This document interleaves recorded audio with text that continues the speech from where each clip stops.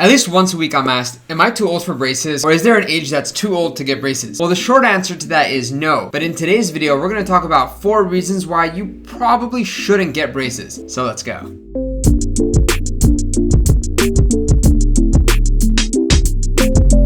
What's up, guys? Welcome back to another episode of Braces Explained. I hope you guys have all been doing awesome and had a great week. And on that note, I hope you guys are all staying safe with the increase in these COVID cases. I know vaccines are on their way, hopefully very soon, but please remember to be safe during these times. What I want to talk about is something that I briefly mentioned in the intro of this video, but a lot of people ask me, am I too old to get braces, or is there an age that's too old to get braces? And the short answer to that is no. I know people that have gotten braces that are well in their 70s, 80s, and nearing their 90s. So age really isn't a discerning factor of if you can get braces or not. But there is one thing that you can be too old to do, and that is to invest. And that is something that I've recently gotten into. So if you guys want to start your portfolio and help this channel out in a way that's free to you and actually gives you money, go down in the description of today's video and sign up for my Robinhood promo code. That way you get a free stock, I get a free stock, we both get to investing, and it helps each other out. So enough of the plugs, let's get into it. As always, I'm going to put the timestamps out in this corner, so if you want to jump ahead anywhere in the video, feel free to do that. But before you do,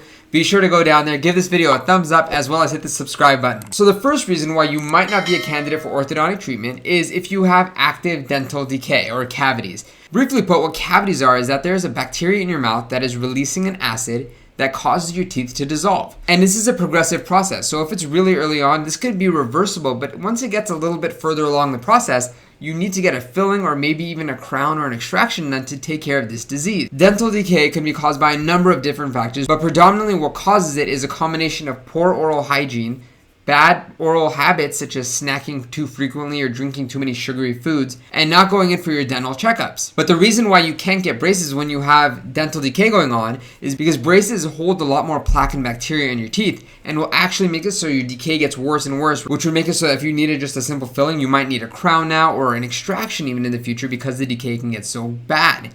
So your orthodontist, before you get any braces put on, is going to have your general dentist check you out and make sure that you have no active decay, because if you have active decay going on, you are not a candidate for orthodontic treatment. Which brings me to the second reason of why your orthodontist may say you're not a candidate for orthodontic treatment, and that is because of another type of dental disease, but instead of dental cavities, it's something called periodontal disease. And what this is it's not an infection of the tooth, but it's an infection of the gums that are around the tooth and the bony structure. Periodontal disease is also known as gum disease, and this can be caused by bacteria accumulating under the gum line and not being brushed or cleaned out regularly. Early stages of gum disease are called gingivitis, and gingivitis is totally reversible, but if gingivitis stays active for too long and keeps getting worse and worse, it's also a transitional process into something called periodontitis. And periodontitis is an irreversible process. The difference between gingivitis and periodontitis is that gingivitis is just an irritation of the gums. But when you have periodontitis, or perio disease for short, what happens is that your gum levels actually go down and your bone levels go down.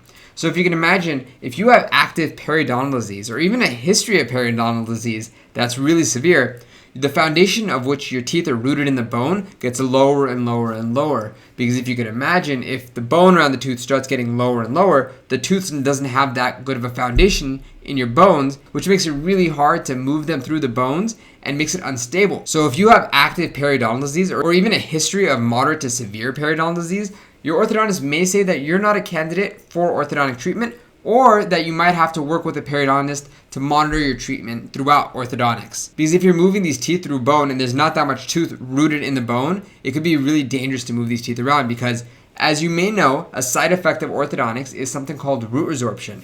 And what that is the roots of your teeth can actually get shorter when you go through orthodontic treatment. Now, this doesn't happen to everyone, but this is a side effect that you should be aware of for anyone that's going through orthodontic treatment. It's just one of those things that some people may have more root resorption than others, and some may have less. But if you can imagine, if you already have a foundation that's getting lower and lower, and your roots are getting shorter, then you're basically burning a candle from both ends, and it leaves it so that you may have straight teeth. The prognosis of those teeth might not be very good in the long term, which may be a reason why your orthodontist will say that you're not a great candidate for orthodontic treatment. Which brings me to the third point and third reason why your orthodontist may say that you're not a candidate for orthodontic treatment.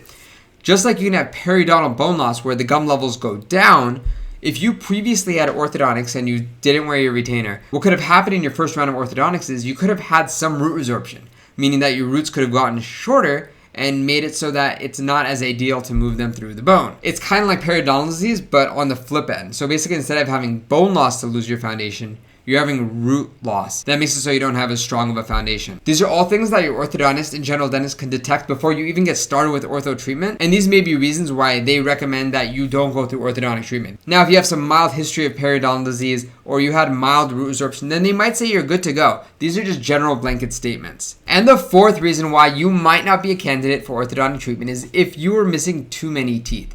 Now, if you're missing a tooth here and there, your orthodontist may be able to work with you and close up the spaces or open up spaces for implants and still achieve a really good result for you. But if you're missing a lot of your back teeth, now this might be a problem with orthodontics because everything in orthodontics is a tug of war. We need to have anchors when we're moving our teeth around.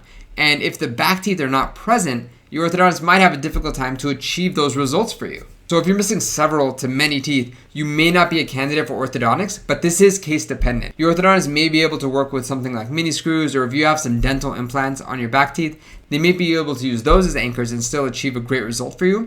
But this isn't always the case. Now, all the things I mentioned in today's video aren't like dead ends. If you have cavities, it doesn't mean that you can never get braces. You just need to get those cavities taken care of and achieve oral health.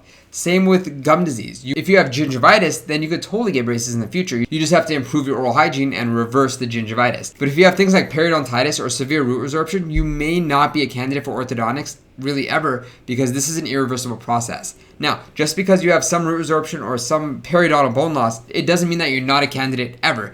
Please still go see an orthodontist for a professional consultation so that they can look at your particular case. But I'm just trying to give you some blanket statements as to why your orthodontist may say that you're not a candidate for orthodontic treatment at this point. If you guys have any other reasons or have heard any other reasons why you can't get braces, please let me know in the comment section of today's video. I love hearing from you guys. And while you're down there, be sure to give this video a thumbs up as well as hit the subscribe button if you haven't already. But that's all I have for you guys this week on Braces Explained. Remember to stay healthy, happy, and safe out there, and I will catch you guys next Saturday on another episode. But for now, Dr. Greg.